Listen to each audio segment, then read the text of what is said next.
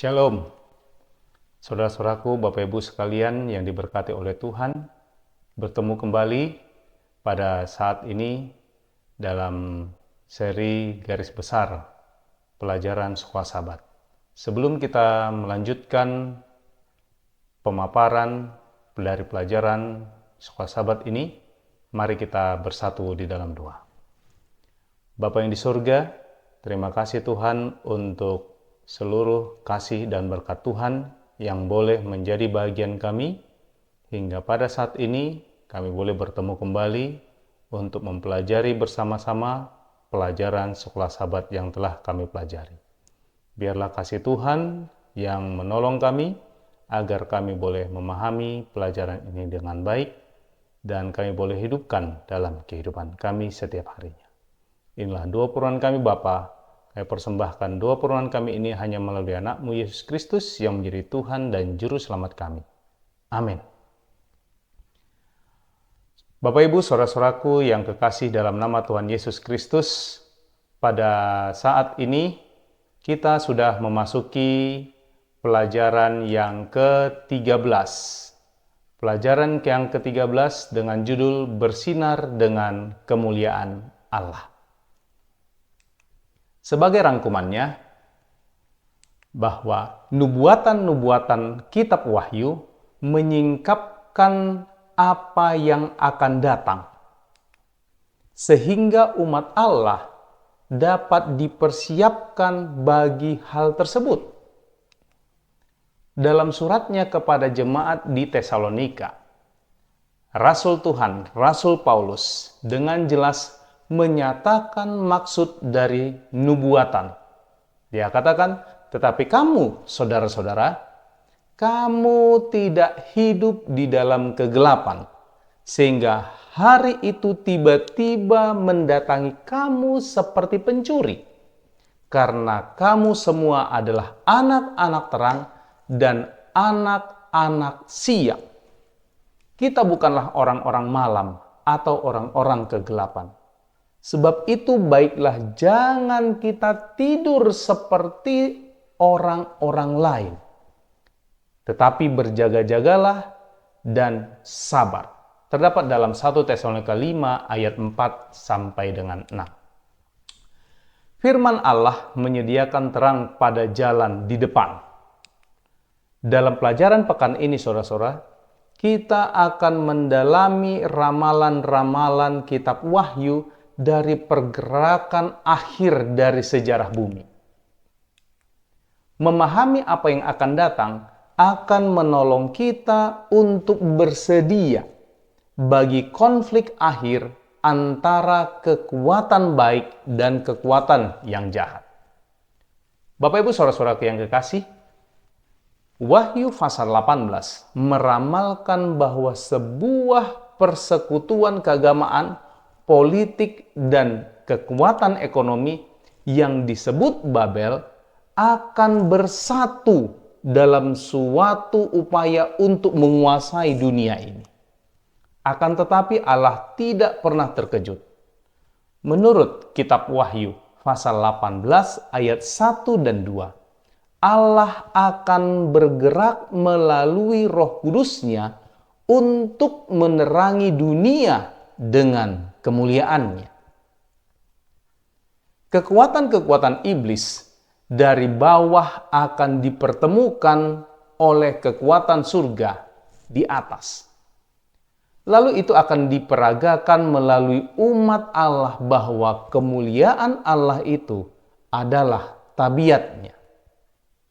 Bapak Ibu saudara-saudaraku yang kekasih, fokus pelajaran pekan ini adalah pada kemuliaan Allah yang dinyatakan melalui umatnya untuk menerangi dunia ini yang digelapkan oleh dosa. Diubah oleh anugerah, diubah oleh kasih, lalu dipenuhi dengan Roh Kudus. Gereja Allah zaman akhir memberikan panggilan terakhir Allah kepada dunia ini. Dan puluhan ribu mendengar serta merespon pada panggilan tersebut. Dengan demikian Bapak Ibu Saudara-saudara sekalian, Injil kerajaan ini akan diberitakan ke seluruh dunia, dikatakan menjadi kesaksian bagi semua bangsa. Sesudah itu, barulah tiba kesudahannya. Ini terdapat dalam kitab Matius pasal 24 ayat yang ke-14. Selanjutnya kita lihat sebagai komentar dalam garis besar pelajaran kita sepanjang pekan ini. Wahyu pasal 18 adalah salah satu dari ayat paling signifikan dalam seluruh kitab Wahyu. Ayat itu berbunyi dikatakan, kemudian daripada itu aku melihat seorang malaikat lain turun dari surga. Dikatakan ia mempunyai kuasa besar dan bumi diterangi dengan kemuliaannya. Ungkapan bumi diterangi dengan kemuliaan Allah sangat signifikan. Di seluruh kitab Wahyu ada 3 kata yang dihubungkan secara bersama-sama. Kemuliaan Allah, kehormatan Allah, dan kekuasaan Allah. Wahyu pasal 4 ayat 11, saudara-saudara sekalian, menyatakan engkau layak menerima kemuliaan dan hormat dan kuasa. Pertimbangkan Wahyu pasal 5 ayat 12, di mana Yohanes sekali lagi mengatakan bahwa Yesus itu di antara raja-raja yang lain layak menerima kemuliaan, hormat, dan kekuasaan. Kita menemukan pemikiran ini kembali dalam Wahyu pasal 19 ayat yang pertama. Dikatakan keselamatan dan kemuliaan dan hormat dan kekuasaan adalah pada Tuhan Allah kita. Dan perhatikan bagaimana kitab Wahyu merujuk kepada tempat tinggal orang saleh di Yerusalem baru, menutup. Dikatakan, dan mereka akan membawa kemuliaan dan hormat bangsa-bangsa kepadanya. Ini terdapat dalam kitab Wahyu pasal 21 ayat 26. Pertentangan besar antara kebaikan dan kejahatan di alam semesta ini adalah seputar kehormatan dan reputasi Allah, saudara-saudara. Iblis, malaikat pemberontak, telah mendeklarasikan bahwa Allah itu tidak adil. Bahwa Allah meminta penyembahan akan tetapi memberikan balasan hanya sedikit. Si jahat menyatakan bahwa hukum Allah itu sewenang-wenang dan dikatakan membatasi kebebasan kita serta membatasi sukacita kita. Tetapi kehidupan, kematian, dan kebangkitan Yesus, Bapak Ibu Saudara-saudara sekalian, dikatakan menghancurkan mitos itu. Dia yang menciptakan kita masuk ke dalam jurang ular dari dunia ini untuk menebus kita, Bapak Ibu. Dan selanjutnya di kayu salib, Yesus menjawab tuduhan-tuduhan iblis dan mendemonstrasikan bahwa Allah itu kasih dan adil.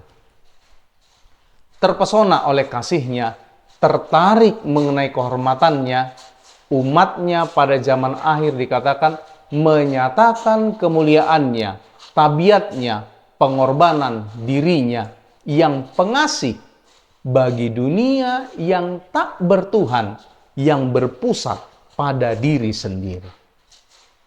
Dengan demikian, Bapak Ibu Saudara-saudara sekalian, bumi akan diterangi oleh pernyataannya dari tabiat Allah. Selanjutnya, saudara-saudaraku yang kekasih dalam nama Tuhan Yesus Kristus, sehubungan dengan kepenuhan roh. Roh Kudus akan dicurahkan dalam kepenuhan kuasanya sesaat sebelum kedatangan Yesus yang kedua kali. Dan dikatakan bumi akan diterangi dengan kemuliaan Allah. Kalau kita lihat dalam Wahyu pasal 18 ayat yang pertama, adalah sebuah penggenapan dari perkataan Habakuk, Nabi Perjanjian Lama. Dikatakan demikian, sebab bumi akan penuh dengan pengetahuan tentang kemuliaan Tuhan, seperti air yang menutupi dasar laut. Ini terdapat dalam Habakuk pasal yang kedua ayat yang ke-14. Bapak Ibu saudara-saudaraku yang kekasih, seperti yang baru kita komentari, kemuliaan Allah adalah kasih-Nya. Akan tetapi, penegasan ini menimbulkan sebuah pertanyaan. Bagaimanakah kemuliaan ini akan dinyatakan pada saat-saat terakhir dari sejarah di planet yang dikotori dosa dan yang gelap moral ini? Untuk menjawab pertanyaan ini, marilah kita mempertimbangkan pengalaman Musa. Ingat ketika Musa meminta kepada Allah untuk memperlihatkan kepadanya kemuliaannya. Apa yang Allah perlihatkan di sini? Mari kita membaca jawaban Allah terhadap permintaan Musa tersebut. Apa dikatakan? Tetapi jawabnya, perlihatkanlah kiranya kemuliaanmu kepadaku. Itu kata Musa. Tetapi firman Allah, aku akan melewatkan segenap kegemilanganku dari depanmu dan menyerukan nama Tuhan di depanmu. Aku akan memberi kasih karunia kepada siapa yang kuberi kasih karunia dan mengasihani siapa yang kukasihi. Keluaran pasal 33 ayat 18 dan 19. Kemuliaan Allah adalah tabiatnya. Kemuliaan Allah memenuhi bumi pada saat umatnya diliputi dengan kasih-Nya, diubah oleh anugerah-Nya dan berkomitmen kepada misinya, memperlihatkan kepada dunia tabiat kasih-Nya dalam kehidupan dan kesaksian mereka. Bapak Ibu saudara-saudara kekasih, dikatakan kesaksian dari kehidupan mereka yang tidak mementingkan diri dan mengumandangkan pekabaran dari kebaikan, rahmat dan kebenarannya sama sekali berbeda dengan cinta diri, keangkuhan dan kepalsuan dari sistem dunia ini. Kita masuk ke dalam panggilan akhir Allah. Bapak Ibu saudara-saudara kekasih, dikatakan seorang malaikat turun dari surga dengan sebuah pekabaran langsung dari tahta Allah. Sebuah pekabaran yang memanggil umatnya keluar dari persekutuan politik agama murtad yang disebut Babel. Panggilan Allah adalah bahwa sudah rubuh Babel, kota besar itu. Dan ia telah menjadi tempat kediaman roh Allah. Ini terdapat dalam kitab Wahyu pasal 18 ayat yang kedua. Pengumuman ini mencerminkan malaikat kedua dari Wahyu pasal 14 yang juga mengumumkan kejatuhan Babel. Yang kita bisa lihat dalam kitab Wahyu pasal 15 ayat yang ke-8. Wahyu pasal 18 ayat 4 adalah panggilan akhir Allah kepada semua manusia. Dia sungguh-sungguh memanggil mereka yang dipanggil oleh namanya. Dikatakan, pergilah kamu, hai umatku, pergilah daripadanya, yaitu Babel, supaya kamu jangan mengambil bagian dalam dosa-dosanya, dan supaya kamu jangan turut ditimpa malapetakanya. Dikatakan Bapak Ibu, dosa adalah pelanggaran hukum Allah. Ini terdapat dalam 1 Yohanes pasal 3 ayat yang keempat. Allah sedang memanggil umatnya agar keluar dari setiap gereja yang melanggar hukum. Mengapa Allah memanggil umatnya agar keluar dari Babel pada poin ini?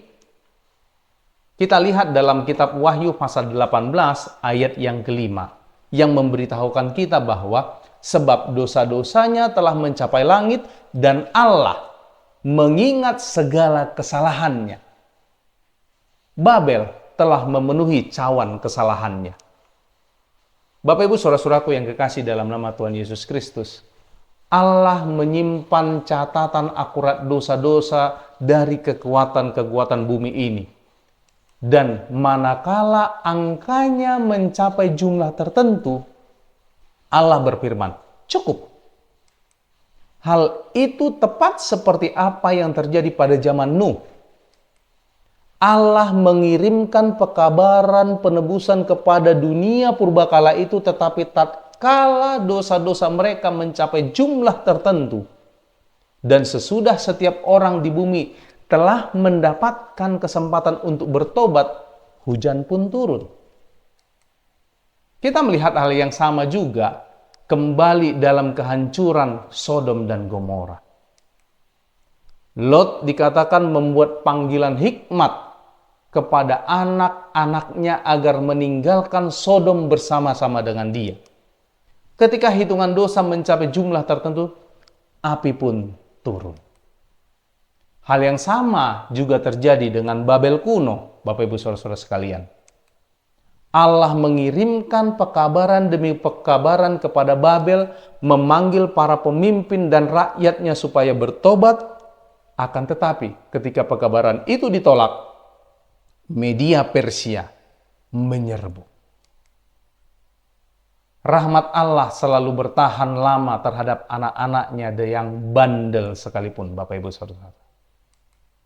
Dia senantiasa memberikan kepada mereka setiap kesempatan untuk bertobat. Dia mengutus rohnya kepada setiap hati. Dia mengirimkan amaran-amaran nubuatan dan membuat panggilan mendesak. Akan tetapi, Bapak Ibu, ini yang harus kita pahami. Dia juga memberikan kepada semua orang kebebasan memilih. Babel spiritual, seperti yang dilakukan rekan kunonya, mengeraskan hatinya dalam pemberontakan, Bapak Ibu.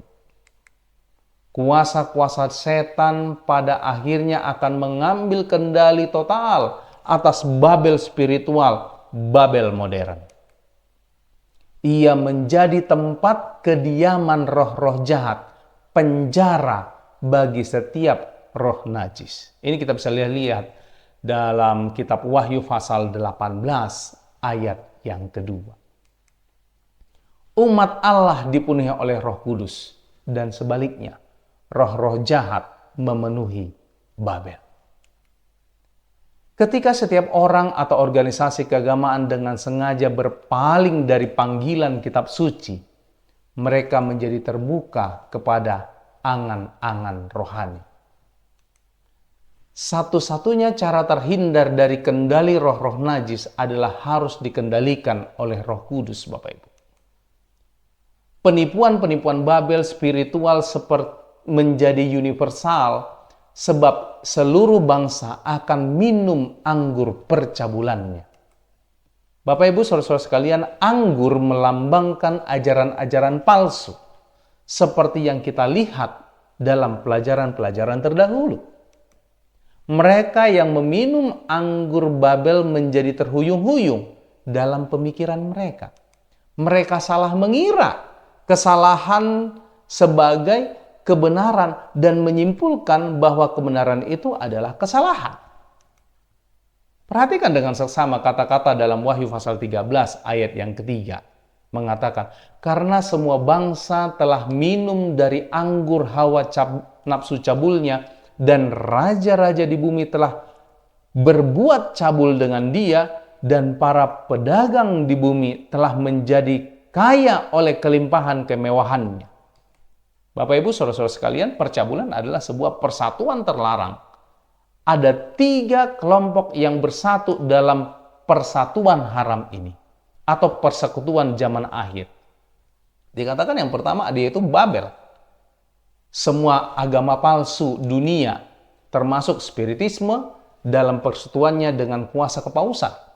Yang berikutnya adalah raja-raja di bumi, yaitu kekuatan-kekuatan politik negara. Dan yang ketiga, yaitu perdagangan-perdagangan di bumi, yaitu apa? Kekuatan-kekuatan ekonomi. Bapak Ibu saudara-saudara kekasih, berbicara mengenai persatuan gereja dan negara yang akan datang, Ellen G. White mengamarkan kita bahwa manakala Protestanisme akan merentangkan tangannya melintasi jurang pemisah untuk menggapai tangan dari kekuatan Roma, ketika ia menjangkau melewati jurang ngarai untuk bertepuk tangan dengan spiritisme, tatkala di bawah pengaruh dari persatuan rangkap 3 ini, negara kita akan menanggalkan setiap prinsip dari konstitusinya sebagai sebuah pemerintah republik dan protestan,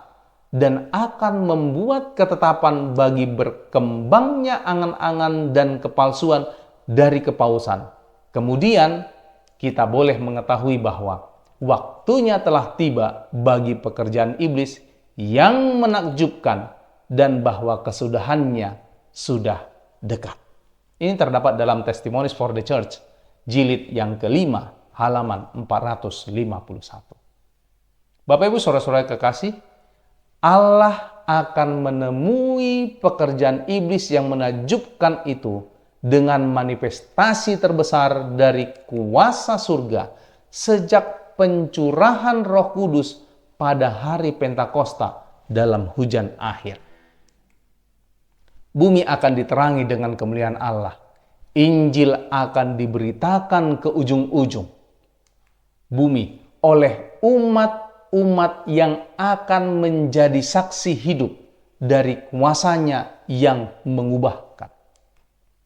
Berpuluh-puluh ribu dari pria dan wanita yang berhati jujur akan keluar dari Babel dan bergabung dengan para pengikut Kristus.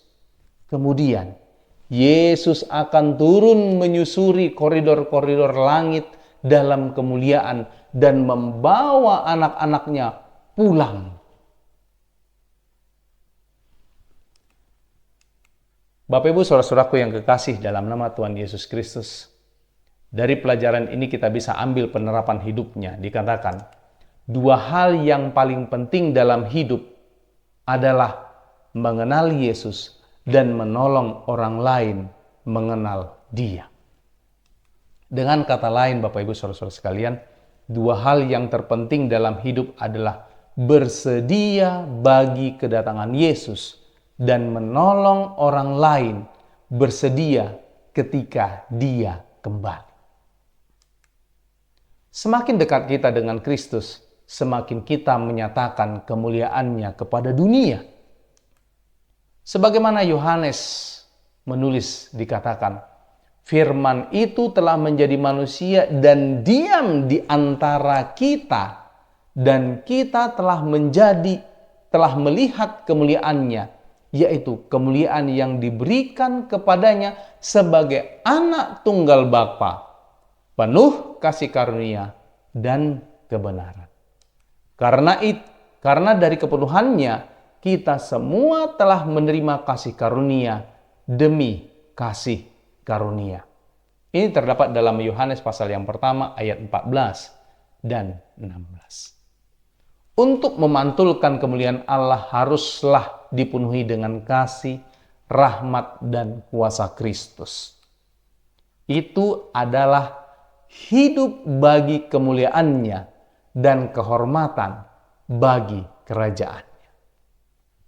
Bapak Ibu saudara-saudara yang kekasih dalam nama Tuhan Yesus Kristus, lagu pujian nomor 322 yang berjudul Nothing Between mengungkapkan kerinduan dari setiap hati yang bertobat. Liriknya demikian. Tak ada apapun di antara jiwaku dan juru selamatku. Tak satu pun dari mimpi khayalan dunia ini. Aku telah meninggalkan semua kesenangan dosa.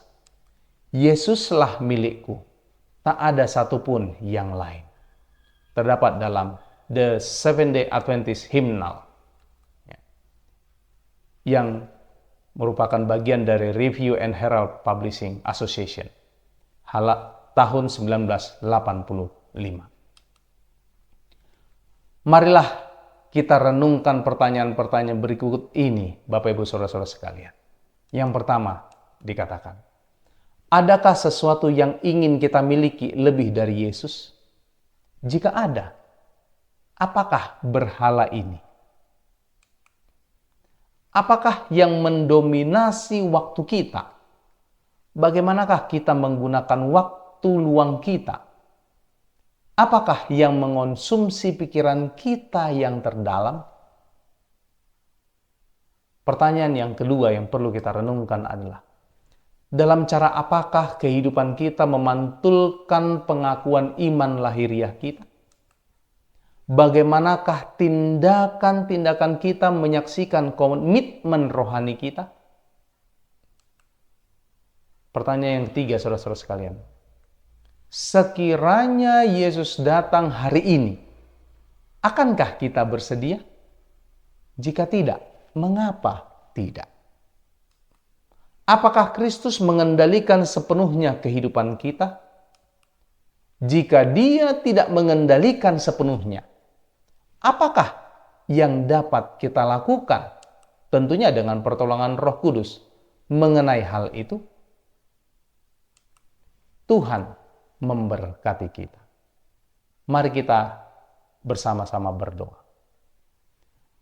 Bapa yang di surga, kami bersyukur untuk ulasan firman Tuhan yang telah kami dengarkan. Tuhan kiranya yang memberkati kami seluruhnya. Seluruh para pemirsa, umat-umat Tuhan yang menyaksikan video pemaparan garis besar pelajaran Sekolah Sabat ini. Kuasa Roh Kudus Tuhan kiranya yang menolong mereka, menolong kami seluruhnya, untuk memahami pelajaran demi pelajaran yang didapatkan. Biarlah dengan tuntunan Roh Kudus Tuhan, pelajaran yang didapatkan ini boleh menguatkan iman kerohanian, menambah pemahaman kami tentang pekerjaan tangan Allah, khususnya rencana keselamatan yang Tuhan sedang kerjakan untuk kami hingga saat ini. Tuhan memberkati seluruh para pemirsa dimanapun berada. Biarlah kasih Tuhan yang selalu menjadi bahagian mereka. Tuhan mempersiapkan kehidupan mereka untuk menjadi ahli waris surga melalui setiap pelajaran firman Tuhan yang mereka dapatkan. Biarlah Tuhan memberkati kehidupan masing-masing kami. Kasih Tuhan yang mencukupkan kebutuhan hidup kami di saat kami menantikan kedatangan-Mu yang tidak akan lama. Biarlah kami selalu berjaga-jaga di dalam kehidupan kami, sehingga hari lepas hari kami boleh tetap setia bergantung sepenuhnya ke dalam tangan kasih Tuhan. Inilah doa permohonan kami Bapa. Biarlah kasih Tuhan juga yang mempertemukan kami dalam pelajaran-pelajaran selanjutnya. Mohon ampun akan segala dosa kesalahan kami. Kami persembahkan doa permohonan kami ini hanya melalui anak-Mu Yesus Kristus yang menjadi Tuhan dan Juru Selamat kami. Amin.